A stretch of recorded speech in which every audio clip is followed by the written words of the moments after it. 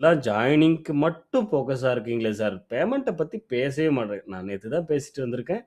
மறுபடியும் இதையே பேசிக்கிட்டு உட்காந்துட்டு இருக்க மாட்டோம். சரியா? ரைட். அடுத்தடுத்து நெக்ஸ்ட் என்ன பண்ணணும்? சொல்யூஷன்ஸ் என்னவோ அத நோக்கி நாங்க ஓடிக்கிட்டே இருக்கோம். இன்னும் ஒரு சிலருக்கு ஒரு கொஸ்டின்ஸ். என்ன கொஸ்டின்ஸ்னா, ஆகஸ்ட் 1ஆம் தேதிக்கு அப்புறம் எஸ்பியூ இருக்குமா? இருக்காதா? ஏதோ 31க்குள்ள குடுத்தே ஆகணும். இல்லன்னா என்ன ஆகும்? அதுக்கு அடுத்து என்ன சொல்யூஷனோ அத நாங்க பார்ப்போம். அதெல்லாம் ஆல்ரெடியே பண்ணிட்டோம். எஸ்பிஐ இருக்குமா? இருக்காதான்னு நீங்க யோசிக்கவே வேண்டாம். எங்க வேலையே என்ன ப்ராப்ளம் வந்தாலும் மறுபடியும் எப்படி ரன் பண்றது? இப்படியே தான் யோசிப்போம். ரைட். நான் நேத்து போட்ட ஆடியோல அதான் சொல்லியிருப்பேன். எஸ்பிஓ க்ளோஸ் பண்றது அப்படின்றது எங்களுக்கு ஈஸியான ஆப்ஷன். ரொம்ப கஷ்டப்பட வேண்டிய அவசியமே கிடையாது.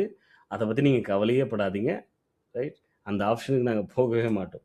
அப்படி போறதுக்காக இவ்ளோ கஷ்டப்படவும் மாட்டோம். அத முதல்ல தெரிஞ்சுக்கங்க.